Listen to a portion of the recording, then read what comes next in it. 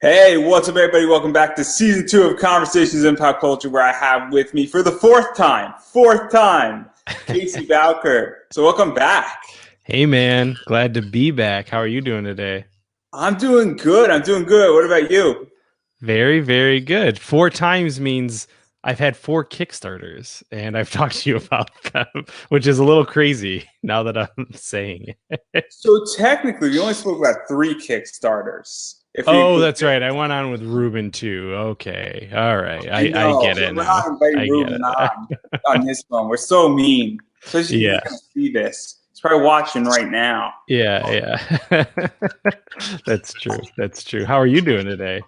Yeah. So anyway, we're talking about Hollowed, and obviously Hollow 3 is coming out, or 1 to 3, and so that's sort of the new Kickstarter and everything that's going on. But I want to catch everybody up really quickly on the other stuff, and don't forget a towel and Inferi and Pursuit of Plastic, because there's a bunch of people who don't know who you are, and so I want to get them all caught up with everything that's going on before we get into Hollowed.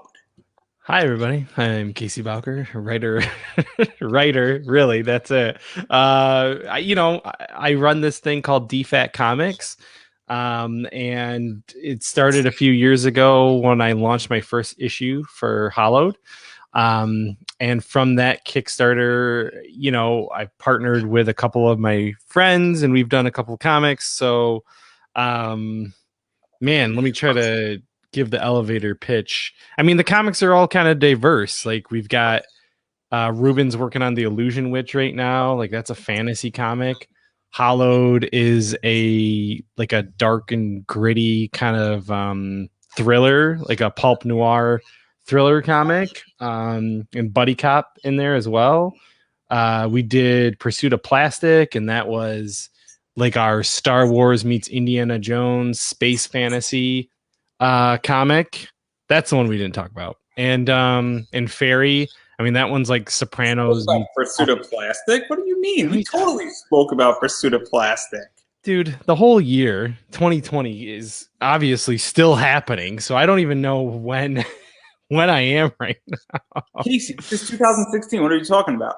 Holy shit, man, that was great. No, okay, cool. Yeah, so we put out a lot of comics and we're gonna keep doing so throughout this year. So always happy to jump on to Pop Anime and talk about them whenever I do, which apparently I don't remember. Clearly.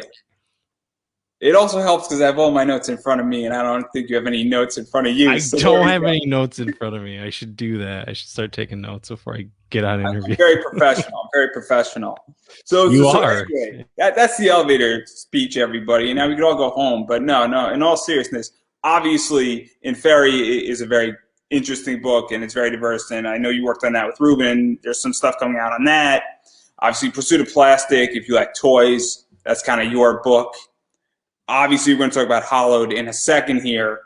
And then yeah, so that stuff that's going on, and then I know that Don't Forget a Towel has a lot of other stuff. There's a website attached to it, Yeah. and a variety of other stuff dealing with pop culture as well. And so I just want to talk about all that stuff, so actually people can go check all of that stuff out too before we really dive into Hollowed. So obviously, if Yeah. you like anything that we said so far, or you're a big toy buff like I am, and I know you are as well, obviously Pursuit of Plastic is a really good book. If you sort of like a Harry Potter magical mythical beast position in Fairy, is a book that's coming out. I know that issues 2 and I think 3 are supposed to come out this year. Yes, they are. Yep. Yep. So now, Yeah, that's exciting. that's all we're going to talk about with those books, because I definitely want to talk about Hollow. It's more my jam. I am a cop guy. I really enjoy cop thrillers. I enjoy like Lethal Weapon. I like Police Academy. Yeah, I Yeah. also like that entire dark and boating, and it definitely is more my jam. So let's talk about Hollowed. So obviously, lots going on with this, where we have a serial killer slash organization that's sort of killing people, and then burning out their insides with acid. And he's doing it in a variety of places. I know how we went really dark just now, super dark. Yeah. Um, Yeah. and he's basically burning people's insides out in certain areas, and it's all pointing towards Buffalo. Yes. And there's some stuff going on. Obviously, one of the cops, Tyler, gets his partner killed. Then another cop from Chicago comes in, who's sort of buddy. His father is his buddies with the police chief from Chicago into Buffalo. And well, there we go. We sort of have a very interesting team up between the two of them. So I'm not too sure what I missed in that. I'm sure you're going to correct me, but that's sort of the basic premise. And where did all of this come from? Because it is a very interesting story and it's going in a certain direction. And obviously the world is expanding and a lot of shit's going on.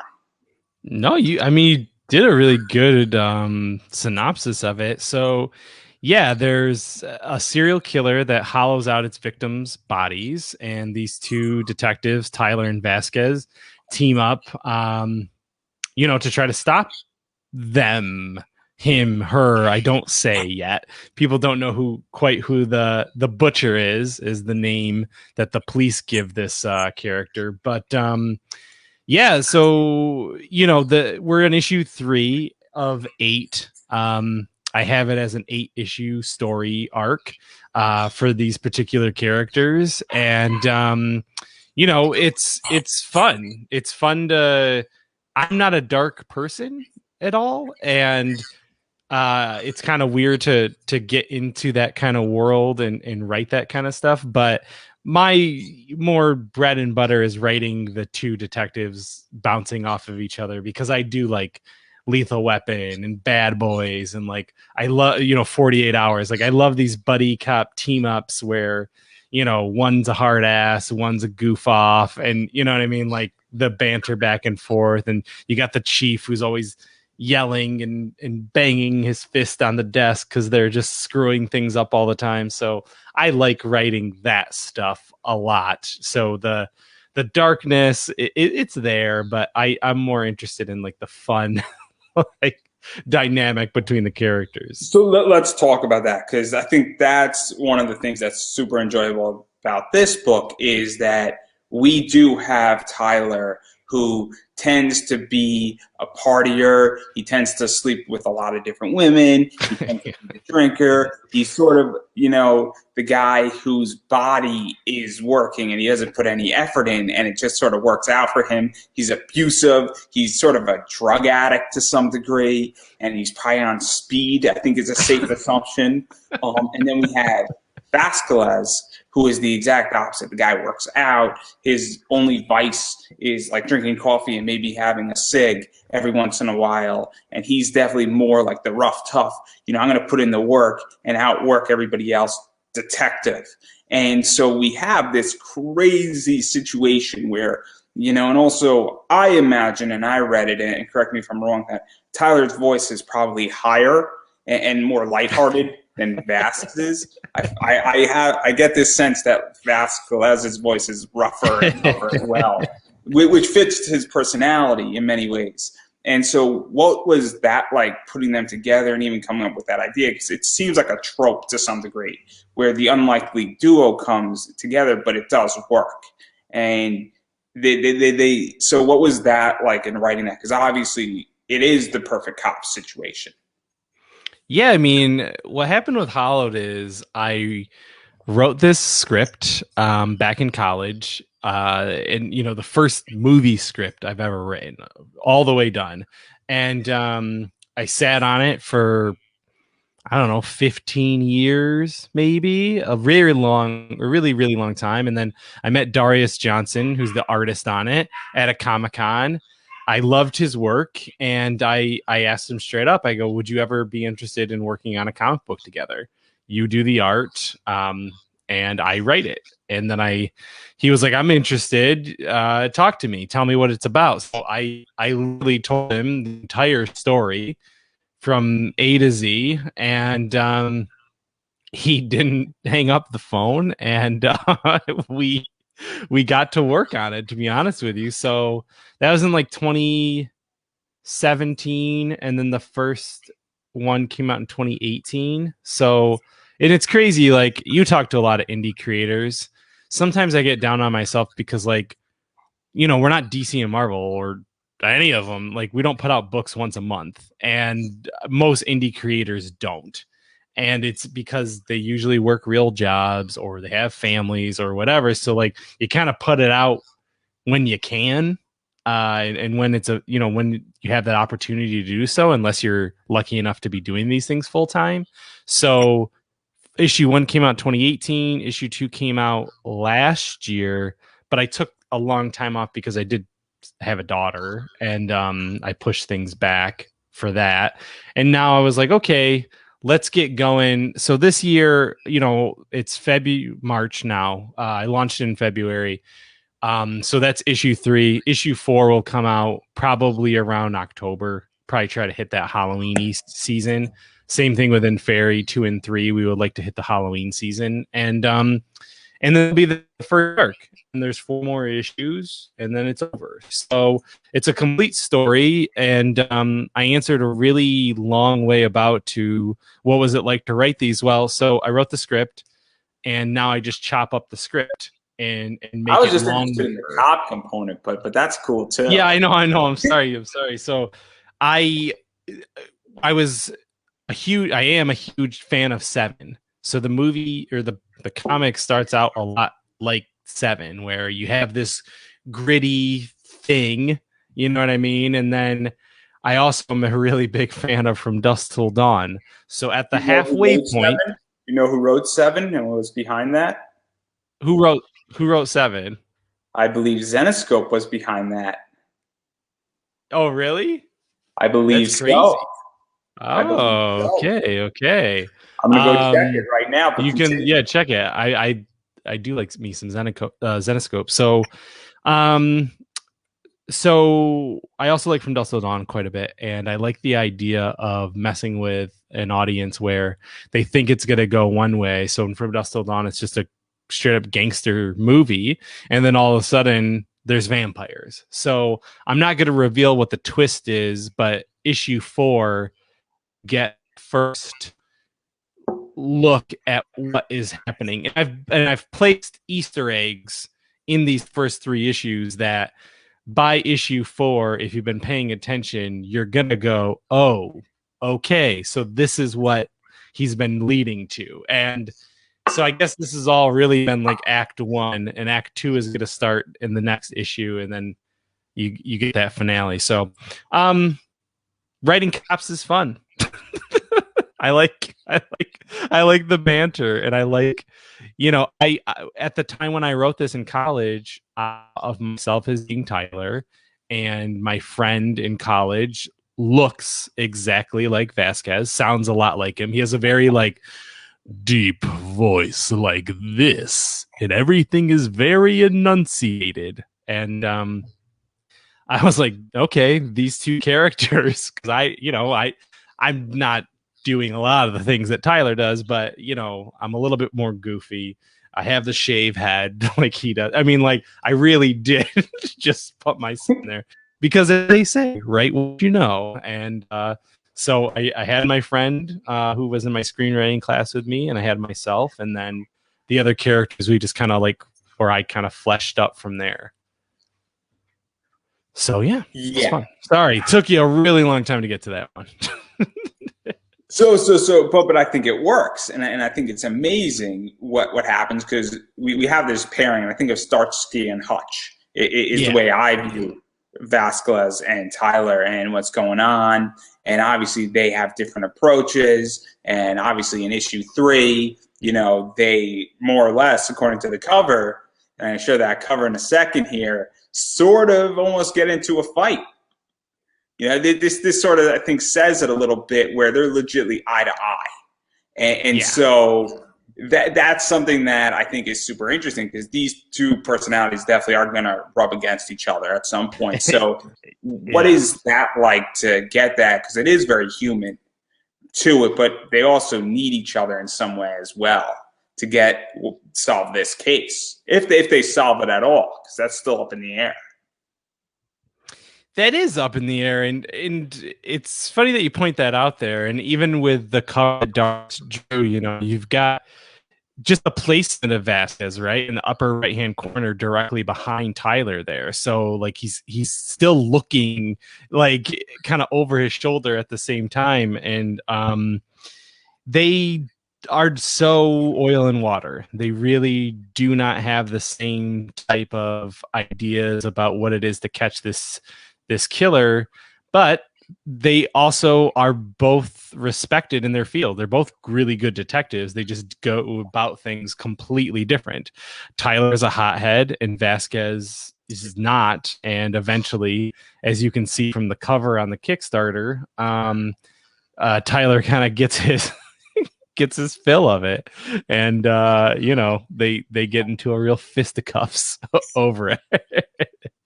And I thought that was just a fun way to kind of showcase, like, this is what you're going to expect some of these relationships to really expand in this issue. Yeah, and I think that we also see on the other side who they're facing relationships expanding and dealing with, and I'm going to spoil something, but issue 2 sort of sees Oren and Sylvia going at it very much as well. And I know that for those who haven't read issue 2, we do see that occurring as well, where it's just not quote unquote the good guys. And again, maybe they're the good guys aren't the good guys per se. We tend to view the police, and I can make the argument that, well, maybe this serial killer who's backing this serial killer, this organization, maybe they're not really the bad guys either per se. But obviously we see Oren and Sylvia having some issues as well, and we see some elements of the council coming involved. So obviously there's that also taking place. And while that doesn't exactly happen in issue 3, that happened in issue 2, and it has an effect in issue 3. And I'm not trying to ruin anything or spoil anything, but that's sort of in play too. Yeah, that's one thing that I like making, if I can, dynamic villains too. Almost a root for the villain sort of situation. So even though you can kind of see where, yeah, Sylvia and Oren are on the other side of it. You don't quite know what their connection is to the butcher, but there's something not quite right with them. And how does that have to do with the two detectives who are at the crux of the story? But really, yeah, I like to see the dichotomy between the two sides, and which one do you root for? You know what I mean? Like, it's funny too that you kind of mention it, like, with all the political things that have happened throughout 2020 and beyond and all that. I was writing again, and I'm writing this cop story, and it's like, it's such a different climate. You know what I mean? So, like, these characters I think are very human and relatable, and they are diverse, you know what I mean, as well.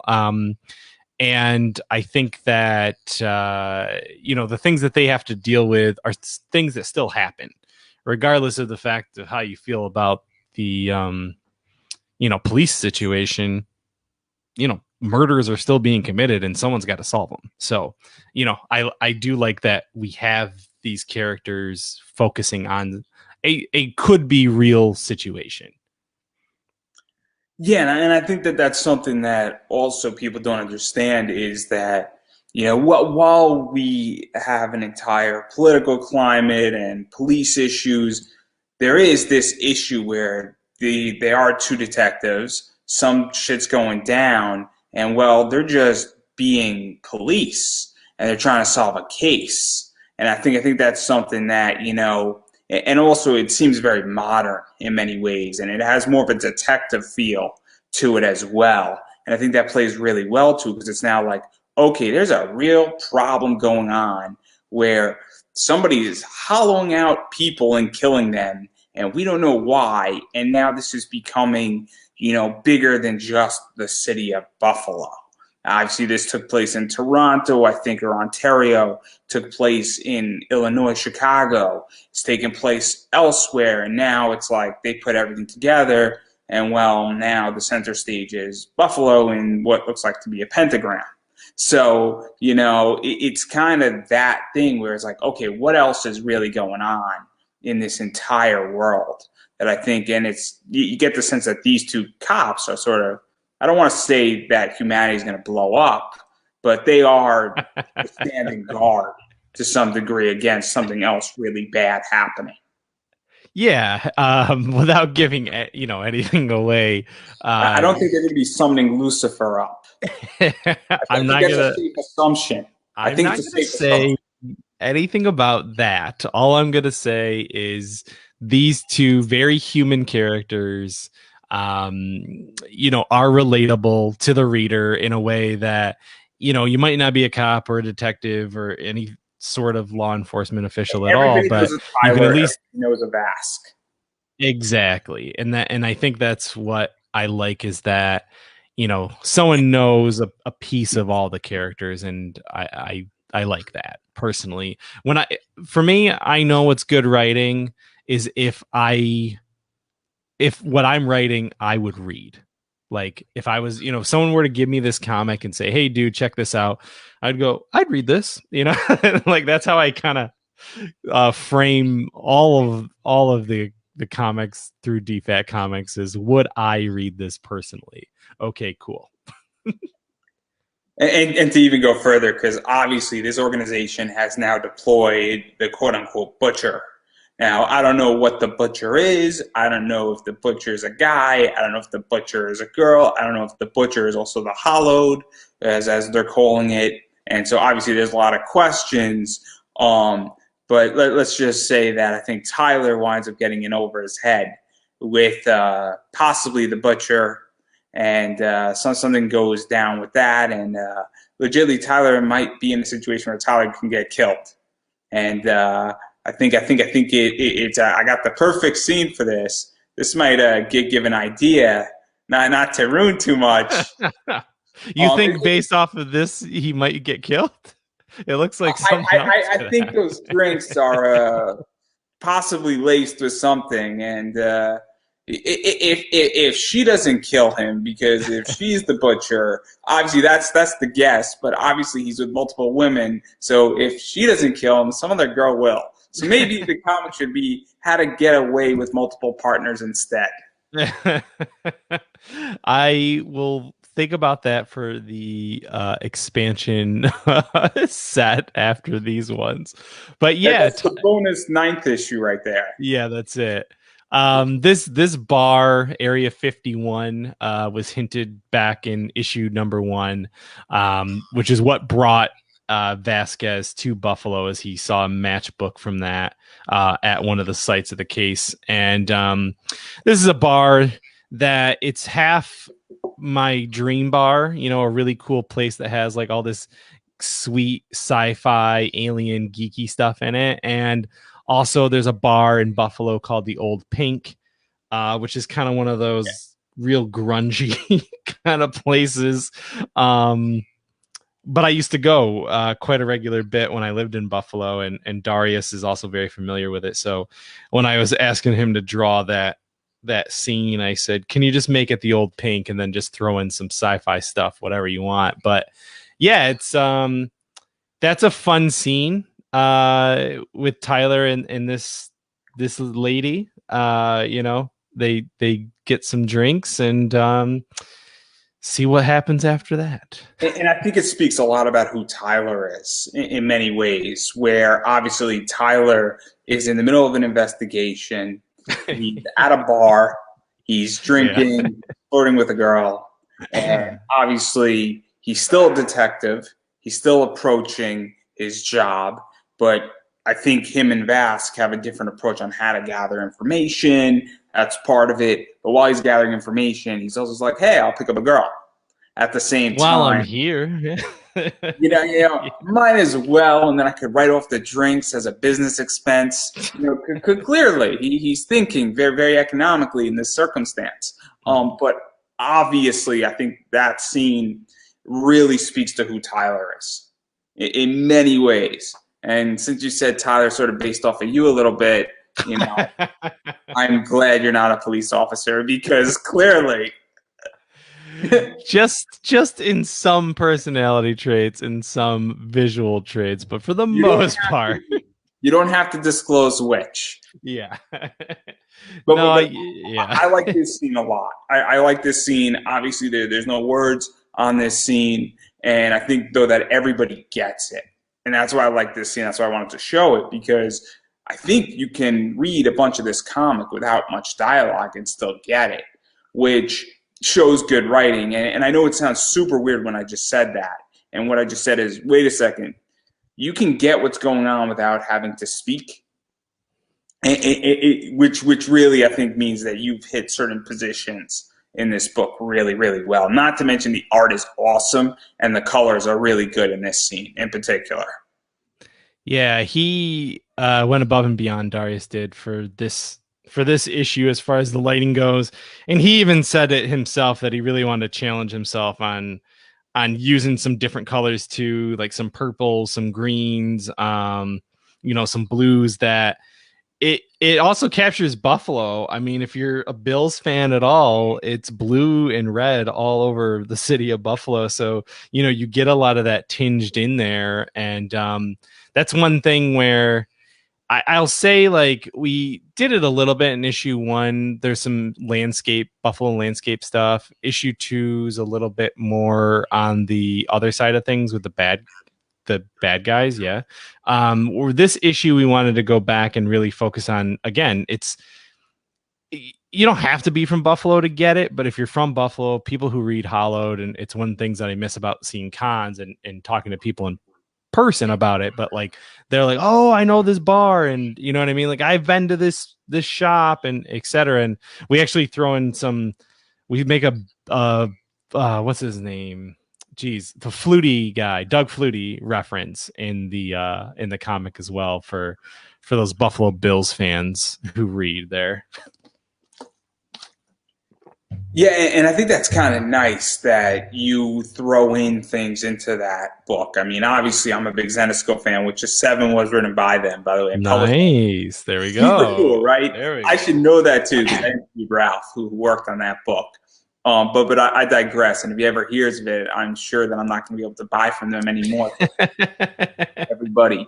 I will say that. I'm going to be sending it to him too, which is going to be really funny when he sees this. But anyhow, what is that like to actually put in that effort? Because I think it is nice, and Zenescope does it really well when they do covers and things, and especially when they're at cons in certain areas of the United States where they throw in references to where they're at.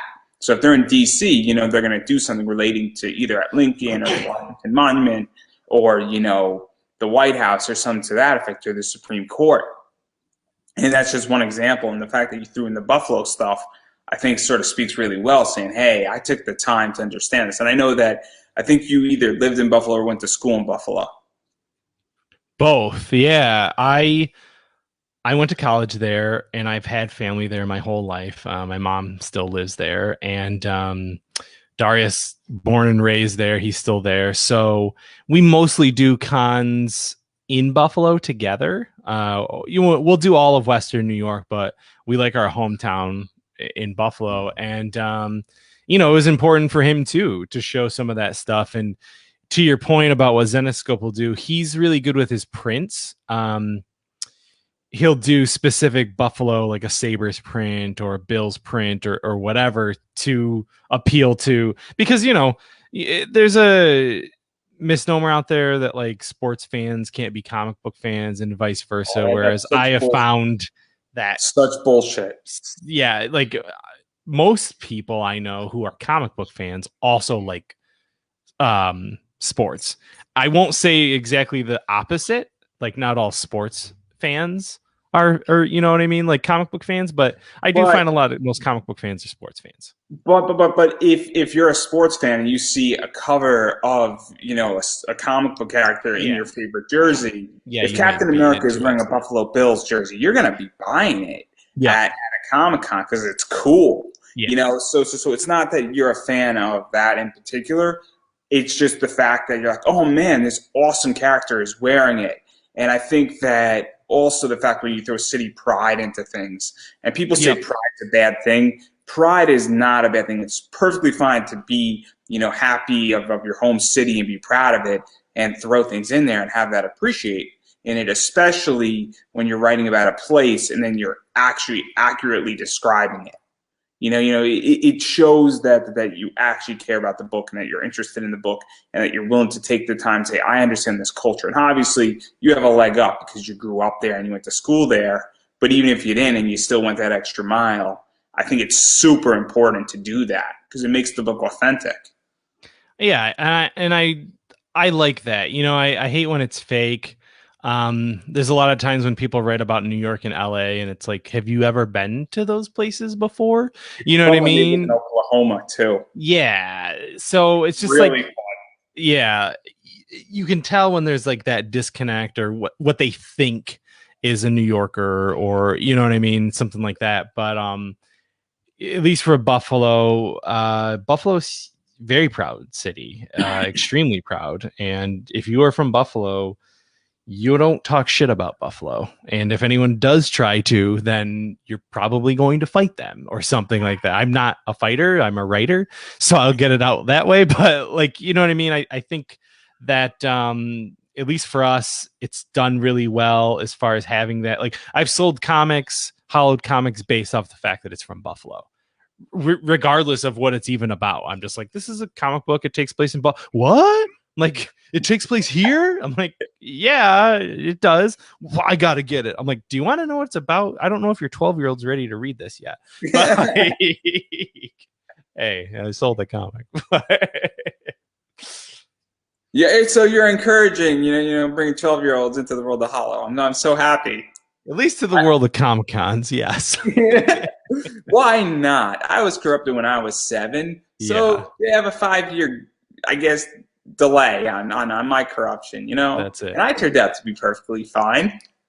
There you go. I don't know about the company who you keep bringing on these things, but yes, you're fine. I know. There are some terrible people who come on to this podcast. Clearly, if you throw the one last night, that should say it all. But anyhow, an hour and 10 minutes of Sonic the Hedgehog mixed with 50 minutes of wrestling. Okay, all right. I could deal with both of those things, to be honest with you. It was probably one of my most fun interviews I've ever done, ever, because it was so out there, and it would have been 20 times better if I was drunk. But that's not the point here.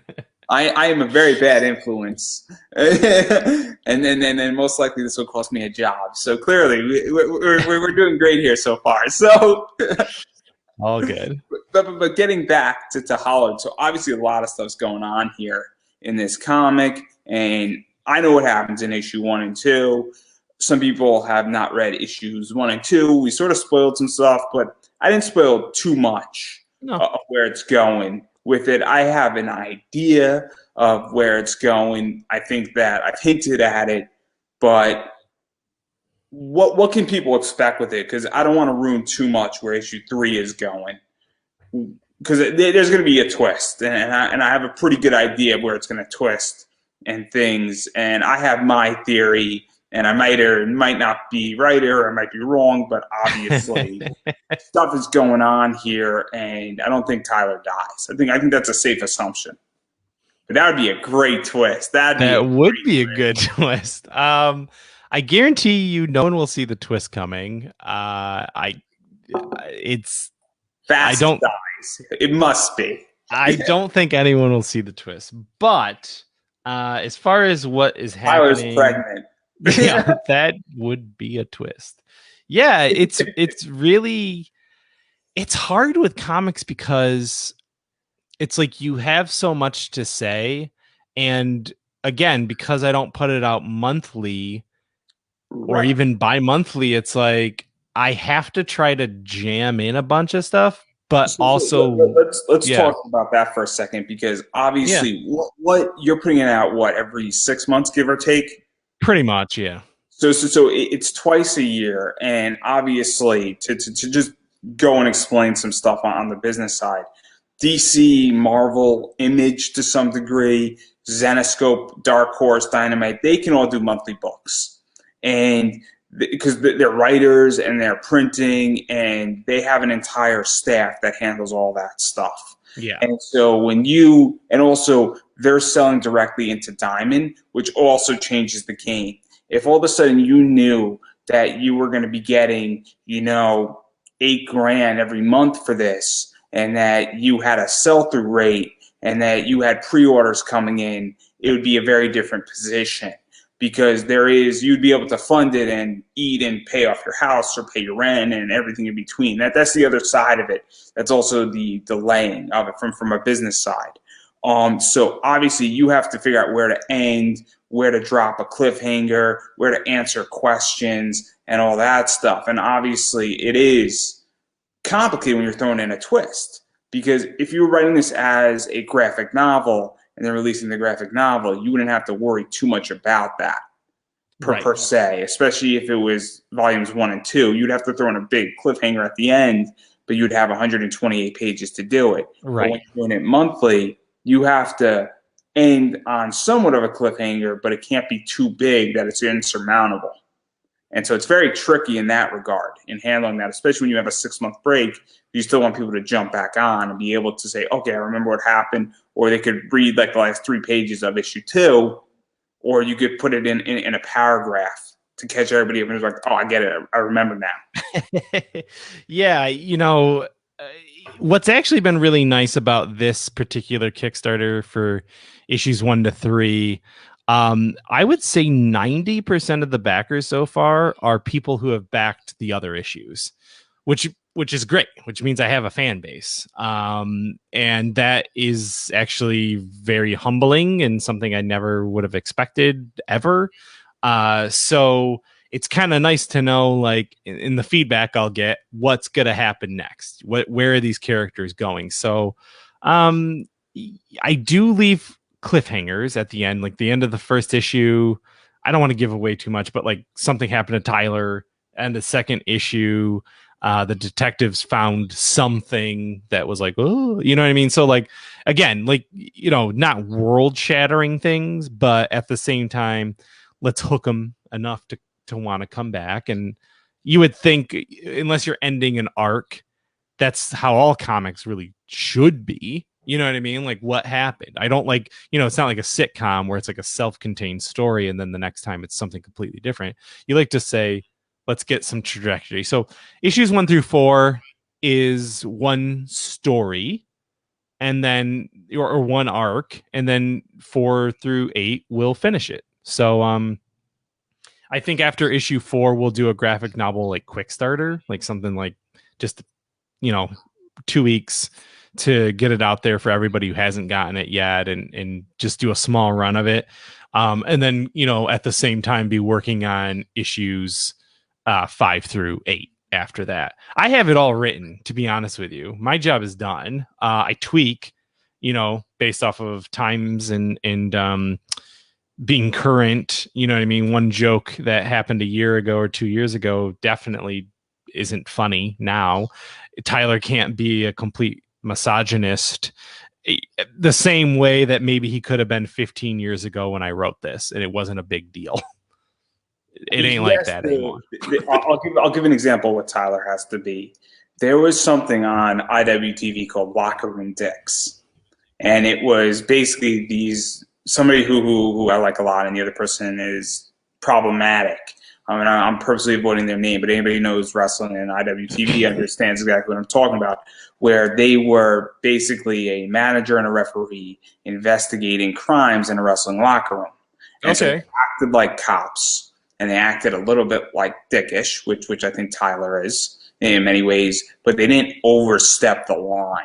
Yeah. That makes sense. Where you can go and do certain things, and you could have a little bit of an attitude and a little bit of like a New York cop attitude. Yeah. Maybe back in like 2005, where you're still courteous, but like everybody knows that cop attitude, that almost like a detective on the beat, but almost in New York.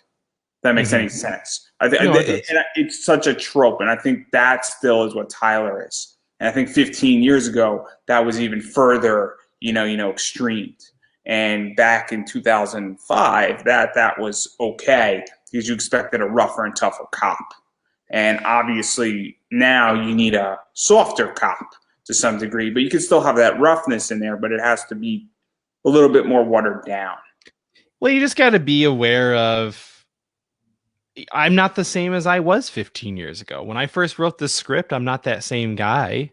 You know what I mean? And as I go through writing the issues, so I take out the script and then I put those pages into comic book form, and I got to tweak, right? And when I go through that process, I'm like, ooh, I mean, like every writer does this. You're writing, like, how it is, like where you look at something you wrote and you're like, why did this is like, this is horrible. Why would I ever have written this? So like, I'll have to like go and rewrite, and not necessarily like because of the content is bad or anything, but just I don't have that same voice.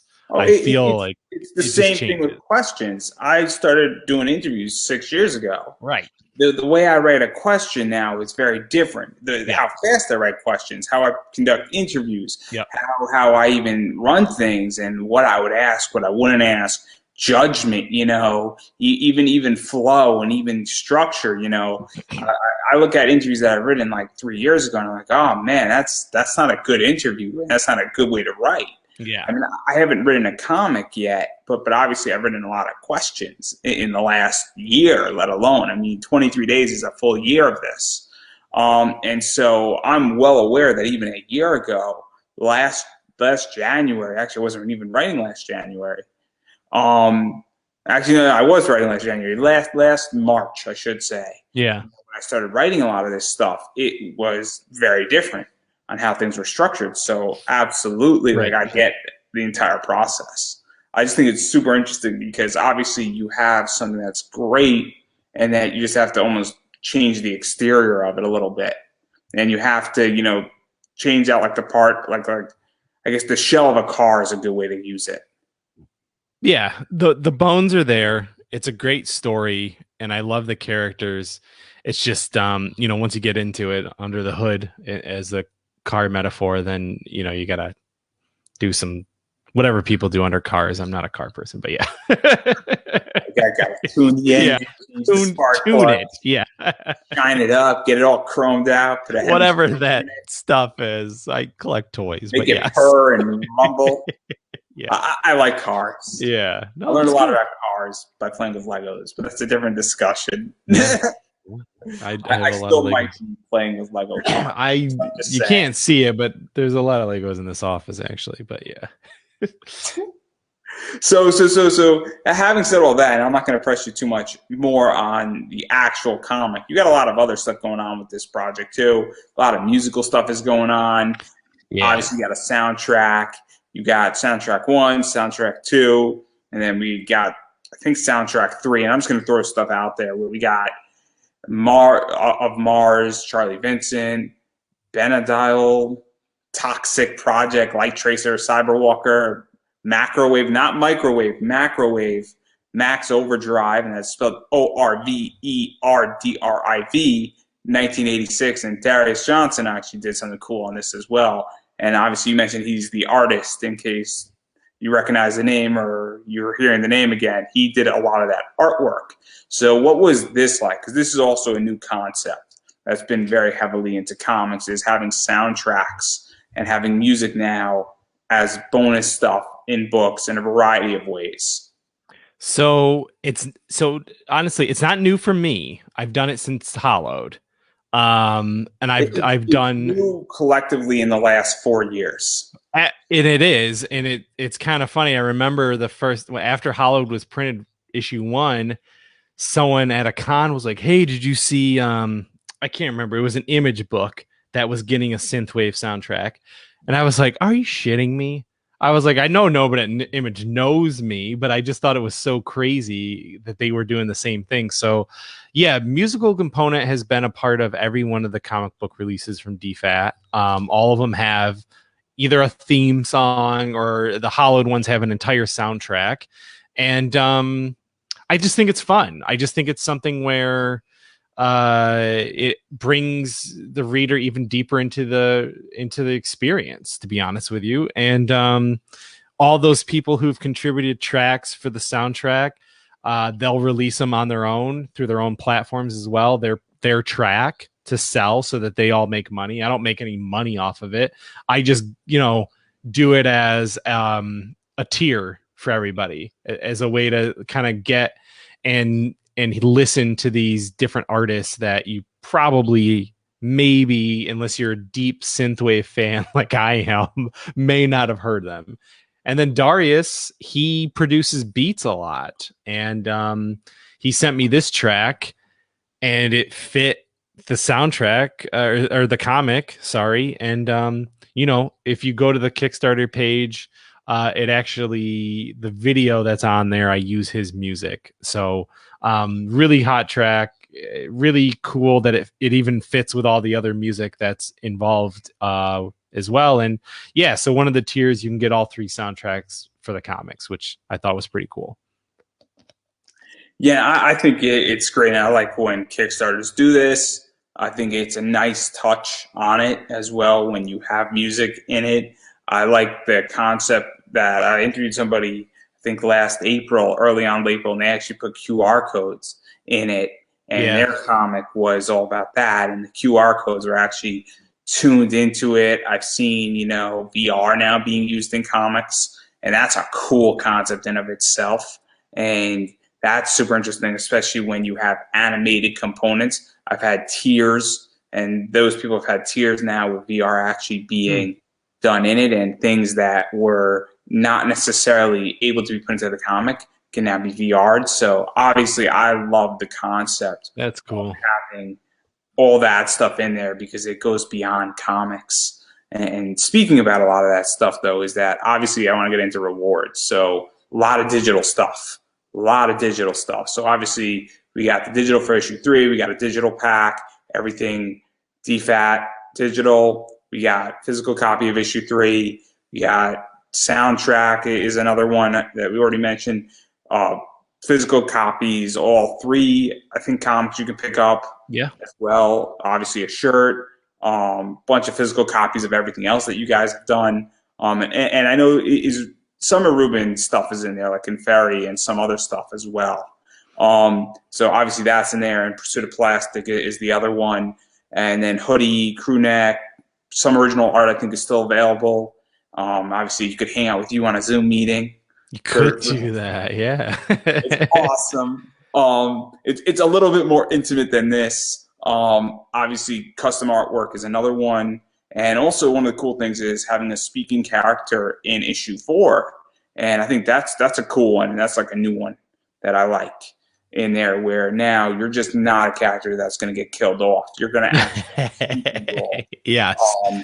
So that's kind of cool. So what is all this like? And I know that I want to promote it. Hopefully people can figure out which ones they want out of this. And obviously there's a lot of choice that can be granted between a low digital tier and all the way up to some very custom high positions for what people want to enjoy, and for people who love this comic or love DFAT and they want to be a part of it. So there's a whole skew of things that people can buy.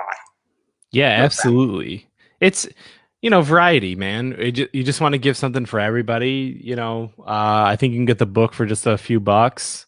If that's all you can afford as well. Kickstarter started this thing. It was in beta the last time I launched a Kickstarter, so now it's live, which is add-ons. Backer kit, yeah. And the ability to like mix and match, because what happened is like I'd get somebody who was like, oh, I really want this shirt, but I don't need the other things in that tier. And I would have to go, okay, after the campaign, I'll customize it for you. And now you can pick those options right from Kickstarter, which is awesome. That was a huge difference in this Kickstarter. And one of the things that I've seen, and I just backed the Kickstarter, where there were only backer kit exclusives. Yeah, there's that. Yeah, a lot of people are going over to the backer kit route, and apparently it's working pretty well for everybody. So, we got in partnership with a online store, actually someone local to me in Rochester, New York. So they gave us some more. Usually it's just a t-shirt, but they're like, hey, we can do sweaters, we can do hoodies, like you can do some other stuff too. So that was why I offered those, which I thought was fun. You can buy pint glasses. I think that's an add-on. There's some posters that are add-on, stickers, stuff like that. So yeah, and then the Zoom one, I actually saw that on someone else's, and the reason why I offered it is because I'm not trying to be pretentious, but I get asked a lot, like, how do you write? And how do you do a Kickstarter? And how did you get into this? And I'm like, let's do it, let's try it out sometime, like, you know what I mean? So that is a tier, because there are a lot of writers out there, and there's a lot of people who, even if they've created something, have no idea how to navigate Kickstarter. And I've done a bunch of these under my belt at this point. So yeah, there's that tier that's just, you could talk with me. I'm sure you could talk with Ruben as well, and some of the other people who do comics here at DFAT Comics. Like, we got illustrators, we've got letters, we got writers, we've got music people. We can talk about all that kind of stuff, whatever you're into. So that's why I offered that tier. I thought it was different. Yeah, and I think it's very helpful as well, where I think that sometimes, people got 30 questions, and it's not that they need help necessarily writing something or an artist. They just say, hey, look, how do I figure out how to do this? And maybe they've tried a Kickstarter class, and there's a few of them out there. And look, maybe it didn't work. I've taken a bunch of self-help classes, and some of them are very effective, and some of them aren't. And sometimes, maybe you need a little bit more of a hands-on approach to handling things and analyzing things. And I think it's super interesting, because while we're talking about and doing this interview stuff, obviously, I'm sure that technically you and me can go for 3-4 hours at some point just breaking down a Kickstarter. And we had that with Ruben on. Yeah. And I thought it was a good interview and a good discussion, but obviously that was just the tip of the iceberg in many ways. Yeah. There's so much more in it, and it's so much more complicated with that. And so I think it's really good to offer that, and other people have done that too. And again, you might go with somebody else and they might not even jive with you and gel with you, because different people have different ways they react to people. And so that's something to keep in mind as well, that obviously if you're a writer out there and I'm selling it for you and you are in this circumstance and you'd like to say, hey, Casey sounds pretty chilled out and pretty knowledgeable, and you like what you're hearing so far, and you sort of get the sense that you can work and you need that help, obviously, I interview a lot of creators. One of the things that you might, and if a bunch of them are offering, you might want to figure out who is your best bet to help you. And obviously Casey might be perfect for you, and you might not be perfect for somebody else. Yeah, I'm really sorry I haven't mentioned this a while ago. I totally forgot until you just said it, but someone watched an interview with Ruben and I and said, hey, it's really cool to see you guys talking about working together. I've never been able to find that. And he is an artist. So him and I actually have a comic book coming out later on this year, but I met him through your interview because he saw the interview and said, hey, you seem like somebody that I could work with. And yeah, so I'm sorry, I've never said this before. I just thought about it because I was like, how did I ever start talking? He's from Buffalo, so he knows a lot of the same people I know, but he saw the interview and that's how he got in touch with me. So the comic book, I can't say much about it because I can't, but when it comes time, I'll definitely come on with him. I'll make him come on. He's an artist, and they, sometimes they don't like to talk. Artists can be very shy. They can be very introverted. Yeah. Writers tend to be extroverted. Yeah. More than not. Yeah. So that's kind of funny though. That just makes me laugh. No, he's a good guy. And the comic that we're working on, dude, is super fun. I really, really excited about it. So anyway, go back Hollowed, everyone who's watching that. So speaking about that, obviously there's a bunch of rewards, and obviously, there's also a help tier, as I like to call it. And I think that's what it is. Or if you just say, hey, I got this idea and I just want to spitball, that's also an idea. It's a pretty open tier as far as what you want to discuss. If you just want to hang out and do nothing, that's cool too. But enough about that, because I do want to pick your brain on COVID a little bit and where you think everything is going. And I know I asked this question 4 times at this point. This is the 4th time I'm asking, but obviously a lot of developments have happened. And no matter where you stand on it, San Diego Comic-Con just got canceled. Yeah. So that's a red flag. I think that's an indicator. So where do you feel with all that stuff? Because that kind of says it all to me that 2021 is going to be much like last year. And I'm pessimistic, and I was betting that it was going to be canceled. And since I'm pessimistic, I'm always right eventually. Obviously, I'm curious though because you're on the inside more than I am. There's been a few toy shows, mostly in Florida, like where they don't care, where it's the Wild West. There has been some smaller cons. New York, or not New York, but New York City Comic Con and San Diego Comic Con are the two biggest cons, period, for pop culture. And Emerald City is going on right now, technically. Right. So that's the third. Yeah, Emerald's there. You know, you got C2E2 and stuff, and some others. But I think it's for the big ones, it ain't gonna look the same, period, forever. Because even if you get vaccinated, you're gonna worry about the person next to you who may not be vaccinated. To go and have somebody breathe down their neck. So it's just that's the thing. It's too many people. It's too close. And I'll be honest with you though, I am more than happy. Yeah, I'm more than happy to sit in a booth behind, a 5-foot space of people, and I'll wear my mask and you can wear your mask and we can talk about my comic, and I'm totally okay with that.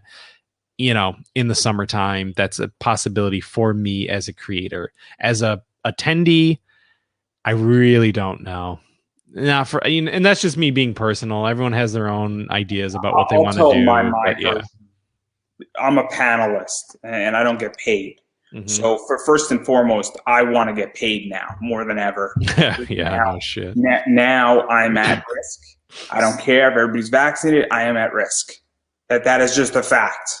No matter how good this vaccination is, I have no faith in it. That's not a political statement. It's legitly, I am at risk. I deserve to be paid at this point because even if I am standing up lecturing for an hour or 2 hours, I'm still at risk, and cons are not going to assume liability. So you're going to have to pay me. Otherwise, I'm not coming as a panelist for the next 3 years, more or less, maybe 2, if I really want to go to a con. But I'm going to a hell of a lot less, and especially if I'm not getting paid. Because guess what? Even though I'm 10 feet away from everybody, I still got to walk through the con. Still got to deal with everybody. Air is not circulated well indoors, in case anybody didn't realize. So there you go. That's my take on it, is that, and I agree. I don't think it's going to be the same. I think it is going to be a clusterfuck for the next 5 years, to put it politely. And I think, the con landscape has changed, and hopefully it recovers in a more decent way. I also think that things like this are going to be replaced massively. I really think so. I think this is the future. And I think that a bunch of people who are not on board, because a year ago, nobody was doing this when I was doing it. Till about June, nobody was doing this. And then in July, when San Diego was canceled and the optimism left, everybody started doing stuff like this. And so obviously that has been, I think, one of the major changes. That's just my opinion on that. Yeah, I agree. Yeah, Wizard World was one of the successful ones to do it. Some other ones failed miserably, actually. So yeah, it's we'll see how it goes. But for now, Wizard World isn't doing great at it right now. Yeah. They're barely doing it well. But having said all that, I know you got a hard deadline, and I do want to give you an opportunity to promote yourself, because I know that obviously, where can people find Hollowed issues 1 through 3 on Kickstarter? Yeah. Where can people follow you on social media? Because that's ultra important. Where can people check out Don't Forget the Towel and everything you're doing there? I know you got a podcast, I think, now as well. And you're doing a bunch of stuff. And then obviously Ruben and Illusion Witch just finished up, so everybody can't compete who didn't buy that first issue, which I'm going to find that Easter egg, everybody. It's on, and you're going to be sending me a lot of cool stuff. I'm letting you know right now. That Easter egg was my idea, too. I don't know if he told you about that, but that was my I don't know if he told it. He might have claimed credit for it, because that's sure he did. I'm going to send this to him. That's just the type of person he is. I'm going to find it. I'm going to be competitive. I told Mike Tanner that it's on. Oh And yeah, yeah, yeah, yeah, yeah. I've officially challenged a bunch of people, and it is on. You know, and I don't care. I will win at all costs. If that means I have to burn something down, I will do so. Oh man. All right. I'll tell Ruben then. I Yeah. expect a box in my mail. That's sweet. So Hollowed issues 1 through 3 are on Kickstarter right now. You can search Hollowed. It's the only thing that comes up actually, or my name, Casey Bowker. You can find the comic book stuff related since the last time we talked. I got dfatcomics.com. So that's where all the comic book stuff is. And then the podcasting side of things is dfatentertainment.com. We are maybe possibly going through a rebranding. We've been doing it for 9 years now. And we're kind of thinking about changing some things around with Don't Forget a Towel. Not going anywhere, but work smarter, not harder. So yeah, we've more podcast, geeky podcast, more comic book stuff between Ruben, myself, my other partner, Chris Walk. So we've got a lot of great things for 2021. We're super excited about it. So luckily, there's people like you who give us a platform to talk to people, and that's always really exciting to connect with everybody. Like I said, I got a an artist writer partner out of this, so thank you. I really appreciate it. Yeah, no worries, no worries. I'm happy to do it. Obviously, last year, 2020 was an expansion for me, Yeah. and obviously, I'm just confused where we're at with that. And then Yeah. probably in the next year, there's going to be another expansion coming, but not exactly sure where that's going, or it might be a whole new direction. But having said all that, obviously, I want people to go check out Hollowed issues 1 through 3. I want people to check out DFAT Comics and everything pertaining to that as well. And I've been saying it for the last year now, almost. You have to support indie, and typically you have to support economically. What that means is that you have to buy creators' books. You have to back Kickstarter. You have to back Indiegogos. You got to back, if you miss a Kickstarter and you got it on a web store, you got to buy it there, because that is the lifeblood of all of this. It is super important to do that. Obviously, talking about it and engaging about it, that's all great, and people appreciate that tremendously, but you have to buy, because that does make the difference. Having said that, though, if you are in a financially tough position, things are rough in your household, obviously COVID has been rough across America and across the world, please keep your rent paid, your mortgage paid. Yeah. Make sure your kids are good if you got them. Make sure you got food, water, shelter. You got 4 walls. Your house is sturdy. If you got a dog, make sure your dog is taken care of and healthy and all that stuff. Obviously, make sure you got internet. If I didn't say it already, electricity is a big one. Super important to make sure. Also, make sure that you're okay for the next month. Before you go back anybody's project, please make sure you are okay, because it is, in my opinion, about to get a lot tougher. And that is my viewpoint. I think we are far from out of this. And as I stated before, San Diego Comic-Con is canceled, and I think it is about to get a bit rougher before it gets a lot better. And I think we're heading in the right direction. I like to believe it, but again, please take care of yourself. But if you're in that circumstance, you have to support on social media. That is the key, because that does go a long way. Sharing things, super helpful. Obviously, I don't know exactly how that writer found you through me, whether it was shared in a comic website or a comic group or something like that. But obviously, maybe they were already following Pop Anime Comics. I don't know, and I'm sure that's an interesting story in 4 or 5 months. We're going to have that conversation. Yes, absolutely. Yep. But again, maybe somebody shared it, and that's how it all worked. And so this is a perfect example of that. So please share, please follow. You're on Twitter. You just follow me on Twitter. I know you're on Facebook. I know. Yeah. Taking a guess, you're probably on Instagram too, because that's where it is. I am. It's like too much. Yeah. But somewhere. So that's my point. And having said all that, and I've been speaking way too much, I'm going to give you the final word. No, like I said, thank you so much for having me on. Anyone who does support the comic, even if it's a share, if it's financial, awesome. If it's a share, super awesome as well. Anything that you guys can do helps these indie creators like myself get the word out there, and we can keep doing these things. So really appreciate you, Andrew, for having me on again, man. Oh, it's a pleasure. We're gonna do this a fifth time eventually. I don't know though. I'm Sounds gonna have to good. make shirts for you and Ruben at some A five maybe timers club. Five Timers Club and joining The Rock and Tom Hanks on SNL. There we go. Sweet, man. Thanks a lot.